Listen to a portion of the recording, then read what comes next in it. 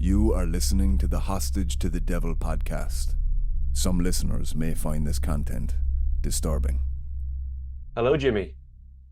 Hello, Marty. Returning champion to the podcast. Thank you. Jimmy, aka Mr. Haunted. Marty, I'm not a doctor, but I play one on television. I always wanted to do that, so we got that out of the way. Brilliant, mate. So it's been it's been a while since you were last on. You came on with Lorraine last time. Oh, it must be about 2 years ago now, was it? Yeah, we were just kids back then. We were kids and naive and vulnerable. And look at us now. Look now. Look at us now. We have similarities, I see. Yeah. I love the post in the background. And I actually got I got you beat. Is that bit of merch. For those of you who can't see, he's wearing a Hostage to the Devil t-shirt. Bit of merch. It came all the way from Belfast. Let's get straight in then, because I'm a cheap ass and haven't uploaded the Zoom. So we've got 35 minutes, mate, of 35 minutes of pure golden nuggets. Mm-hmm. So let's start with, give us a little roundup of last time I spoke to you then. So primarily like the paranormal industry, you know, what's the community like at the moment with regards to how we left off last time? I don't remember, honestly, Marty. I'm not going to waste your 40 minutes thinking about it, but it's a disaster right now. If I look around, if I see the internet, a lot of drama going on. I'm not into the drama. I just do my thing. Are you find that it's more about people trying to like become personalities in the industry rather than doing the work, doing the core work, which is, you know, which is very serious and very important. All right, you got me talking, Marty. It's a little disheartening. And all these people, I see a lot of people get interviewed and they always try to set a date when they started to show, I've been involved with the paranormal since 1983 or whatever, to make it seem like nobody's any better than anybody else. Or I've been to thousands of haunted places. But it's really disheartening kind of to see the people that especially those people that make up stories. Yeah. And they get on TV and they get a little bit of fame, and people are get 1 million followers, and people are paying to see them at events and stuff based on lies. Okay. And it's hard for the people that really put all this work into there. Now, I don't have any videos of people's heads spinning, but I put a lot of work into this, and a lot of other people have too. And to see, the other people kind of jump over you just by embellishing, making up stuff. It's sad. Nothing you can do about it. Just a little disheartening for those folks that were in the trenches for decades. Yeah, is it feeding? You find it's feeding their ego, or this newfound fame? It just feeds their ego, and then they lose sight of the real work that needs to be done. I don't know. I was never famous, Marty, so I can't speak for that. Well, your mum thought you were cool, mate. Yeah, my mom thinks I'm fancy. So, talk us through this new book that you're bringing out. Talk me through the origins of what made you put pen to paper. What motivated you to get this book out there? Well, talking about ego and selfishness, my dad passed away a couple years ago, and my dad was a character.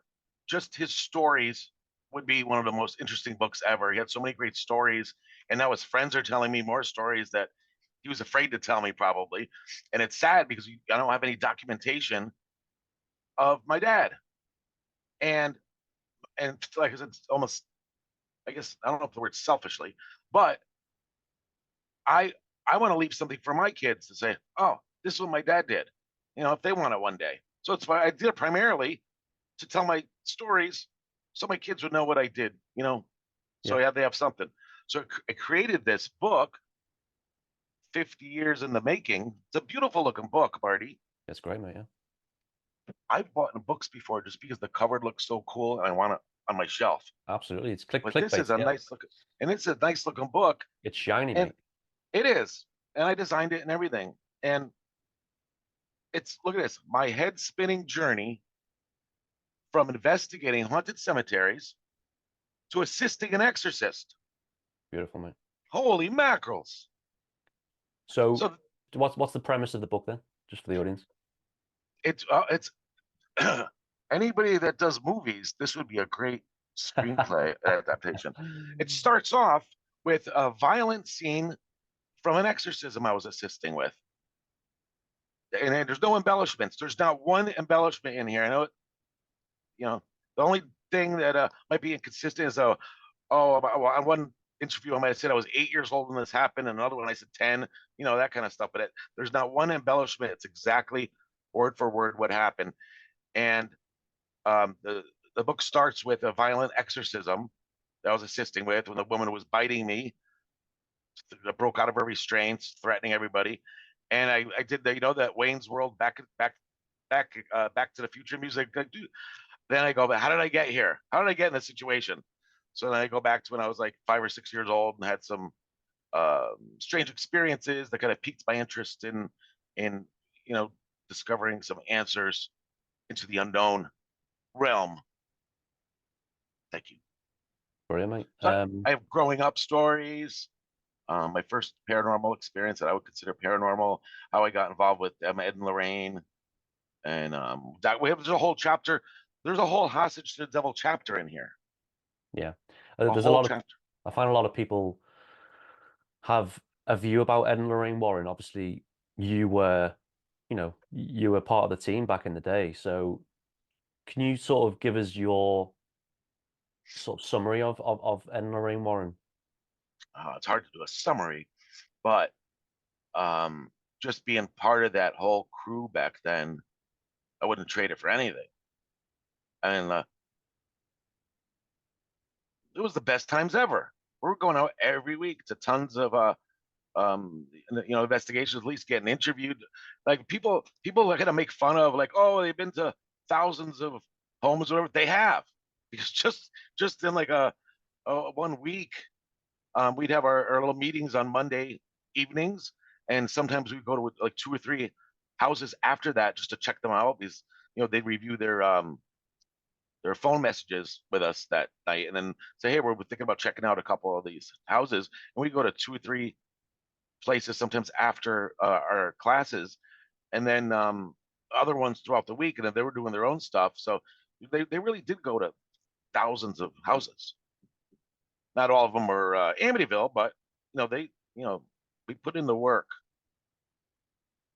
And what were they like as people? Obviously you've got a subjective opinion on Ed and Lorraine Warren, but obviously there's a lot of stories out there and misconceptions about them and their relationship. As people, as colleagues, as friends, who were they to you? They, as far as that, I wasn't there, so I would never comment on people's opinions or whatever they might think. But a couple examples are when I was so when I was growing up, I had an interest in this stuff, but there was no internet. You'd only find out the information that you could find out in a few books that they sold. That's it. That's all you got. And when I was in college, when I got to see them speak, and they came to see us, I'm like, oh, these are our people. They're showing me all the stuff that I like, especially the Brown Lady of Raynham Hall that I always said I wanted to get that picture. I want to get one of those pictures myself. So they started talking about haunted cemeteries in the area, and then that's how I started taking pictures and stuff. The point is, when I saw them in college, 3 years later or so, they were actually showing my pictures in their presentation. So I went from being somebody in the audience to part of their show, which was really cool. And another thing about them is for example, they were doing Sightings came. Remember that show Sightings? They came to Connecticut to do 2 segments on 2 haunted cemeteries in Connecticut, and I went just to watch the whole filming process. And they were filming Lorraine walk through the cemetery, and then she goes, "Hey," she goes, "I want to get my students in here." And they're like, "Well, that wasn't really our plan." She goes, "I want to get our students in here." She goes, "Jim, come on." So the guy got to be part of their whole episode. So she took care of us. Ed was like a normal dude, like we were investigating this house in New Jersey, and I thought I had some cool stuff on video. Like I got this looks like a baby's face or a alien head that was on the wall, when we were going by this hallway. So I called him up and said, "Hey, I got this." Now I figured we wait till next week to show them when they have their their meetings, or whatever. He goes, "Come on over." Like, "You just come on over." He's like, "Yeah." And they went over, popped it in the thing. He's like, "Well, I don't know, but it was just they're very accessible and helpful, and it was cool. They got you involved. Was religion grounded in their work as well? Were they religious people? As far as I know, yeah. But I remember it was I forget the word, but it was a common. It was every time before our meeting started, or when we were about to go to a house, a case, or whatever. Um, they'd start with the uh, Lord's Prayer, Hail Mary, Glory be to the Father, and the Saint Michael prayer. Like every time, that was a thing. So it was that anyway. And were there any cases that stand out in your mind from working with the Warrens? Any cases that really like knocked you Holy for six? mackerel! Well, yeah, the first they said they didn't send you out immediately, like just because you start attending their Monday night meeting classes. Okay, go out, check out this house. You'd be part of the group, and they'd usually send that themselves. They would go and bring a few people along with them, and to kind of get your feet wet.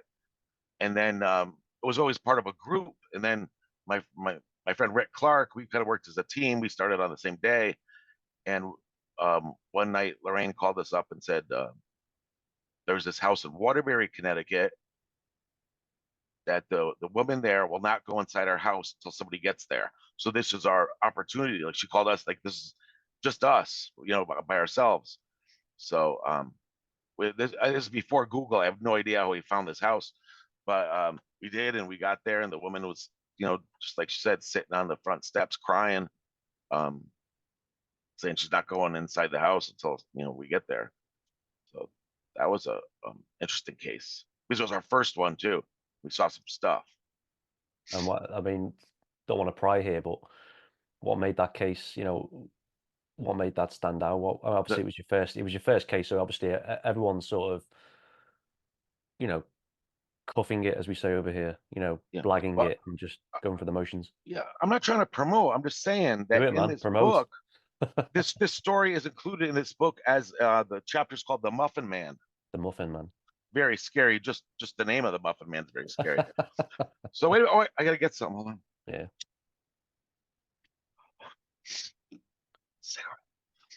So we got there. The woman's hysterically crying.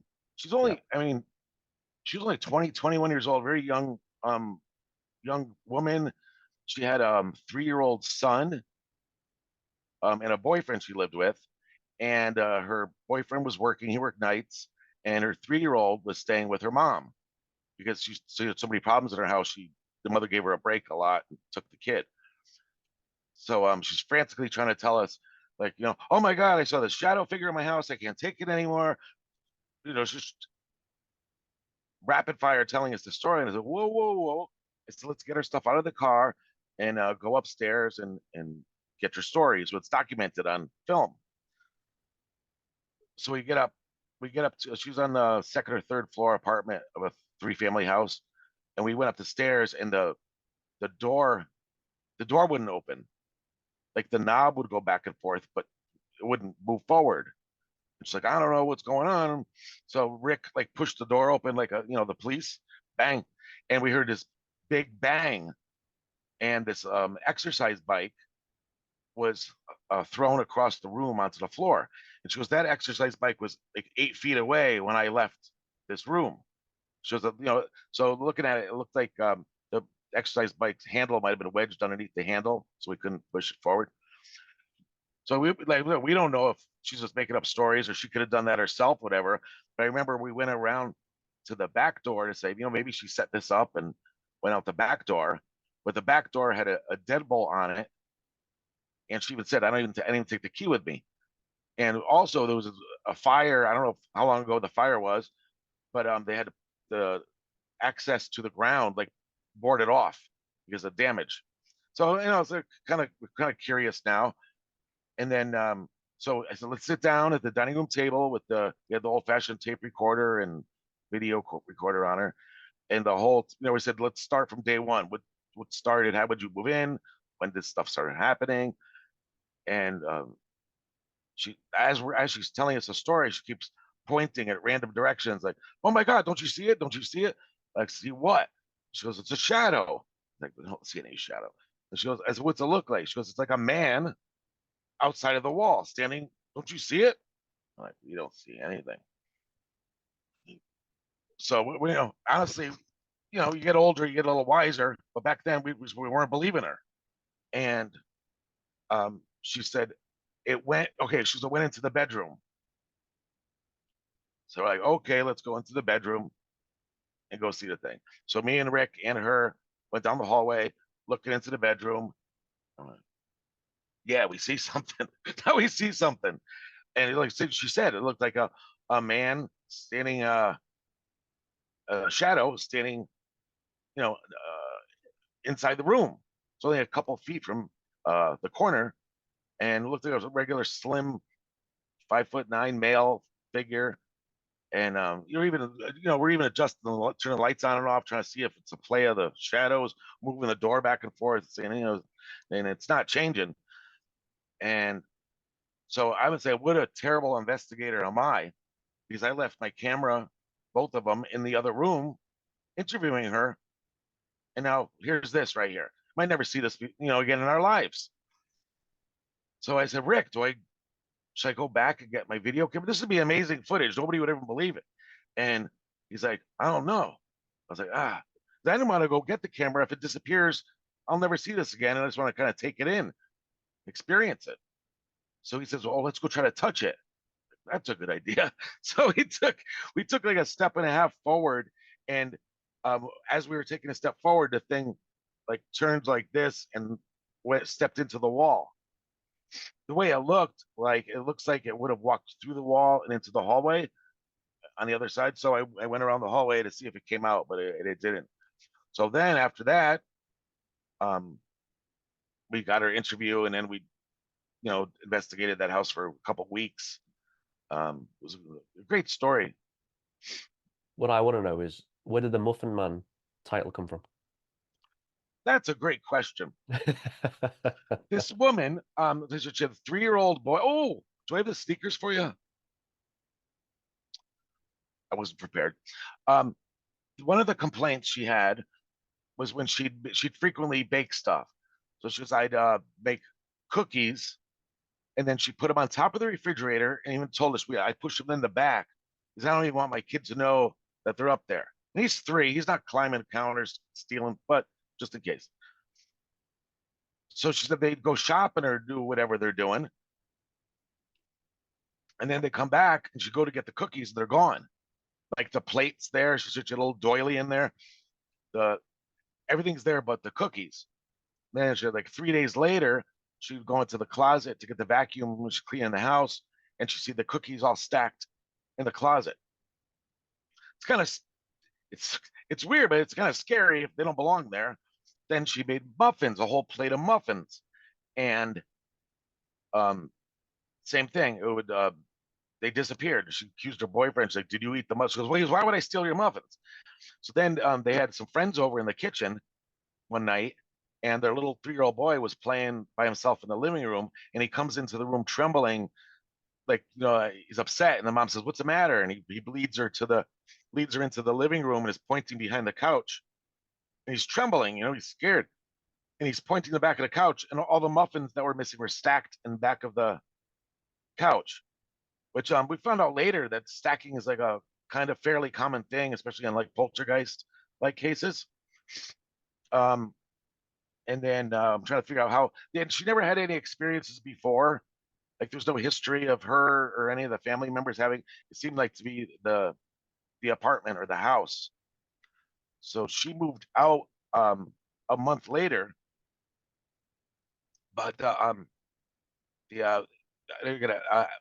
Ed and Lorraine had it scheduled. A priest came and blessed the whole house before they left. And another interesting thing about that house is when they were moving all their stuff out, they left the boys' sneakers, which are the little LA Gear ones that light up. And course, because Ed and Lorraine collected stuff from their houses, I was looking at them like, yeah, I like those. And because the story about them was, they said they'd be, especially when it was nighttime, they'd start blinking while they're just sitting on the floor, and so they scared me. It seems like they were mocking me, and just we'd go back and forth, and then I wouldn't look, they wouldn't light up, then it, the corner of my eye, they kept blinking. So I said, well, I don't know how they work. Maybe it's vibrations from the floor or a bad battery or something. She's like, well, maybe, but she goes, my mother, then her mother was there for the interviews, and the mother said, no, you don't understand. She goes, I saw those sneakers walk across the boy's room when I was in the hallway. Those sneakers walked right across her grandson's room in the dark, lit up without any feet in them. So I was like, of course, can I have those? She's like, yes. So the Muffin Man was one of the names they gave the, that shadow figure. Yeah. Thank you. Nice. I always wanted to know where the haunted sneaker origin story was. So there you go. We have them somewhere here, but I'm not going to waste famous Mr. Haunted sneakers. the real. Yeah, I've seen them, mate. When I was in. Oh yeah. I was in Europe. You came over. I came over in 2016. It was. How can I forget that? In the basement. Yeah, it was cool. Question for you about, you've spent a lot of your life gathering evidence. Do you find like, regardless of what you capture, people are always going to be skeptical of what they see anyway? Yes, I used to get so upset when they used to post. I understand now, especially when we used to post these when it was new, when it's in its infancy, and people would go to these haunted cemeteries or any cemetery and post pictures of the orb.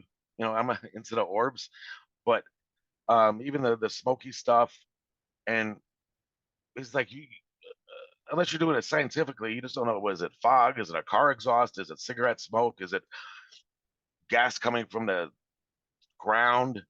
Is it a bug going? But all these things that you look at, and if I used to, and I said I would only take pictures of crystal clear nights after I learned the lessons of taking pictures.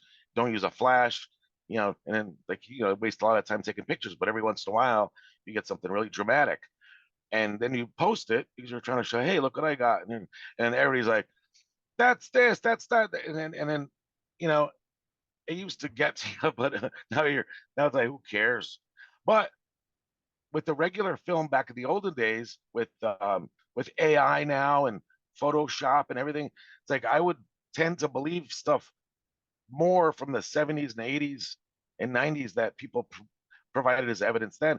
You could get it. I said I could make a alien invasion happen in my backyard right now in 5 minutes, and so it's kind of difficult for proof nowadays. Unless it's like I don't try to prove anything to anybody. It's like I just enjoy the experience and relating your experiences. So what happens now when somebody is experiencing some maybe poltergeist activity or an infestation or maybe oppression, demonic oppression, whatever it is they perceive it to be? Who is their point of call now? Is it the church still? Is it communities, paranormal groups? Where do people go? Well, like I said back then, and the Warrens were the only people I knew that were. I'm sure there were other people doing it, but it's the only people I knew that were doing it. So a lot of people always said how everything they investigated was demonic, whether you believe in demonic or not. You understand? If you're the only people doing this sort of thing, you're getting dozens of phone calls each week, and you're only going to go to the worst of the worst. That kids are involved, or somebody it's going to be violent, or so. Yeah, you got a lot of the worst cases. That's what you got. And back to your question. Now, what happens now if someone's? Yeah, thank you. I know a lot of people have their own techniques of doing stuff, but as far as the church goes, we don't have a Bishop McKenna or Malachi Martin anymore to that was not reluctant to get involved and help people. And not that I know of, maybe there's some out there, but we were really spoiled back then because they trusted us, and if we said we thought something might be legitimate, they would set up an exorcism. So how would you have described Father Martin and Bishop McKenna back in the day? Then were they rogue? Were they underground? Yeah, Did they break away from the church? that's what it kind of especially made them cooler in a way because um and as far as integrity goes, they were just getting attacked by everyone for trying to do the right thing. They were doing it old school like it always was done, but yet they're getting attacked by the people that want to do it the new way or the new religion. And that's exactly what happened in the 90s. They were already doing this. I'm not acting like I started the whole thing with them, but with our group, we started a whole underground exorcism. We had a book that we created with all different states and with everybody's help. We tried to find churches that were traditional Catholic church that still believed in this stuff, that were willing to do an exorcism or at least help these people in different states, because we couldn't have everyone come here. So we created this whole underground exorcism system that if somebody from Idaho called, said, okay, we got a couple churches here you could check out, see if they could help you, whatever. So we're really spoiled back then. Nowadays, I mean, I don't want to mention names, but somebody that we've been working with for years that was going to be possibly part of the hostage too. She's been working with the Roman Catholic Church for, I don't know, 5 or 6 years now, and she's yet to get the big exorcism. She went to the Center for Counseling and like a test, not for counseling, but for what's the word, evaluation. She's had blessings at her house and stuff, but she's still waiting. There's a headline I have somewhere, an old newspaper. It says, "Bishop, where's my exorcism?" It's exactly like it just takes years for some of these people. And if you can imagine, if this stuff if you believe in it and it's real, and somebody is getting attacked by an incubus, suppose, for years on and off, and you're saying, oh, in time we're going to help you. Like, can you imagine? Like help. we were so close to getting the sequel for Hostage to the Devil done, and then COVID struck. Pandemic. Yeah, the scamdemic in my eyes. I was thinking about it the other day, actually. It was like my ultimate goal was to film an exorcism, with respect, and obviously protection Yeah. involved and getting the right people involved. That still is my goal, is to document a real ritual. And people think I'm crazy for doing it. People think I'm just, using it for the wrong reasons.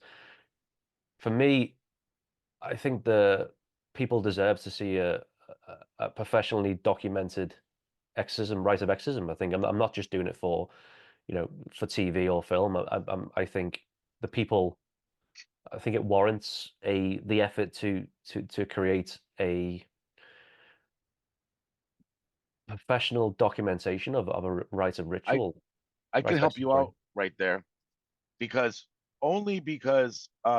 Bishop McKenna not only allowed us to record the exorcisms, he encouraged it, because first of all, for liability reasons, just somebody starts floating around and killing everybody. You have a camera, it's not, but he wanted to show people that this is going on still, it's real, and I can possibly help you. That's why he wanted this. And then because of that big that primetime exorcism on ABC that they showed from our group, that we got calls from all over the country of led to 50 exorcisms from different people that would have never known about getting help over here if it wasn't for that. So like how many people were helped just by that documentation. Yeah, and it's still my plan to come over. And I mean, we describe it as like the sequel to Hostage to the Devil, but in my eyes, it's literally it can still be a standalone documentary, but the aim still is to document a rite of exorcism. That's 100%. That hasn't changed. And when the time is right, I believe everything happens for a reason, and the timing is always, perfect. I think it is going to get done. It is going to get made, and it'll be done professionally with respect. We'll have the protection involved. We will yeah, all parties will be respectful, and it'll include people, characters, contributors who are not doing it for the wrong intention. You know, we will document people who are there for the right reasons, which is to continue to do the work and continue to help people, which is what Bishop McKenna, Father Martin was trying to do back in the day. So be it underground. So that hasn't changed. That is still going to happen. I'm not sure when, but I'm like a dog with a bone anyway. It's still going to happen. People think I'm mad for doing it. People think I'm being disrespectful, but something inside me just drives me to get the team together, get the right team together, and to document, and to multiple cameras document the whole experience from start to finish. No cutting, no editing. Just let the right go on. Have it documented professionally with the right equipment, with the right people, like I said. So that hasn't changed. So I do look forward. It sounds strange to say that, but I do look forward to coming back over and Yeah. getting the team back together and getting it done. You know, the only thing good about getting older is just don't care what people think as much anymore. Exactly. I don't care. I told stories in here that would get me in trouble 20 years ago, and I just don't care. Yeah, no, it's a great mindset. It's what happened. You know, with lived in experience, you do get more reflective on life. And when obviously when Hostage to the Devil was my first ever film, so I was obviously naive. It was my baby, and I was very proud of what we've done. But you know, just like Father Martin himself, people loved him or hated him. You know, and it was the same with the film. The the response we got was very mixed, which is fine. But for me as a young filmmaker, you know, well, I wasn't that young, but back in 2016, it was hard for me to receive that negative backlash. Yeah, you know, criticism. Criticizing everything from there wasn't enough critics of Maliki in the film. You're obviously pro Father Martin and and then there was like you shouldn't have had that critic in the film. It was very disrespectful. So you just as a filmmaker storyteller, you just can't win as long You're as damned if you do and damned if you don't. Exactly, mate. And as you say, with wisdom and age, you just don't care anymore. You just as long as your intention is pure with something. Do you remember that when you first had it filmed before you released it, you sent me a link to watch it. Yeah. And you said, how'd you feel about it? Yeah. And I was like, I was sad at the end because of the phone ringing. And then you said after you had it all completed, you said, oh, you were angry. You said, I would have left this. I was thinking about it. I should have left this in, taken this out. And you're never happy with the completed. That's why with this book too, I'm not trying to talk about, but it's like, I understand now that after it comes out, it's like, oh, I would have left this out. I would have added this, but you sometimes just got to put it out the way it is and move on.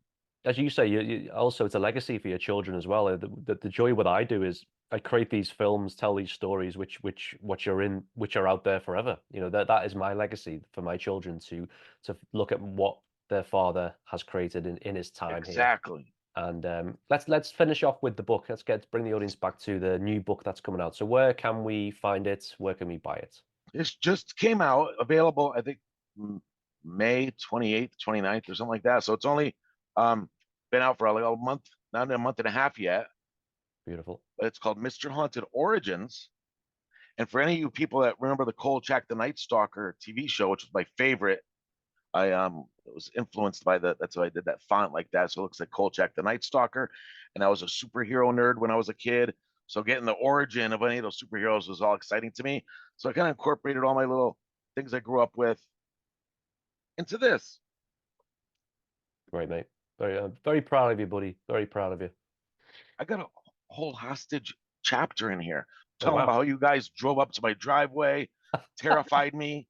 Yeah, and two Irishmen and a Scouser coming into the house. There was a whole driveway full of people. Telling me lights, cameras, telling me to sit over there. Whoa, whoa. Yeah, I've never seen you smoke so much in my life, mate. Oh my God, it's brutal. Right, mate, we're drawing to a close. Next time I'll see you, we'll be making the second installment for the film. Will start my diet today. Start your diet. Don't dye your hair, mate. Your hair's beautiful. Look at me. I'm going grey, mate. Well, then you know what? Look really dumb. You filmed like half of this previously when you came over, so it would be weird to have me like this Yeah. in the beginning, and then all of a sudden his hair turned white in the next scene. We have to. That's what the work does to you, mate. It ages you quickly, mate. That's what the work does to you. We'll Great, mate. incorporate Well, that into there. yeah, I'm really happy you've got the book out, mate. We'll plug it as much as we can as well. And thanks for being a massive advocate of the show, mate, of the podcast and the film. And good news, the film is now available in the UK via Sky Store and Amazon, which it's taken ages. But yeah, glad to say now that the film is available in the UK as well as the US. Go watch that. Go watch it, mate. But no, next time I see you, mate, we'll be doing the work again, mate. Little Leopard, over and out. Cheers, mate. Thanks for listening, and remember, we have a Facebook page too, so please give us a like and buy us a coffee over at buymeacoffee.com to help us keep this podcast going. And it would only be right to finish with the main man himself. Well, from what we know about shamanism and the activities of shamans that now exist, because we can only treat with shamans that exist and not with what people say about them, but the shamans that do exist mainly are relying on natural means to befuddle their adherents. But there are amongst the shamans genuine people dedicated to Satanist ritual. In that case, we have possession. Okay, and I was wondering if you'd comment on the cultural causation, materialism versus idealism. Well, there's no doubt about it that where materialism reigns and where idealism or the life of the spirit is crushed, there's no doubt about it that Satanism and Satanist rituals flourish. It's a known fact. Simply, as night follows day, or as night follows day is the best image.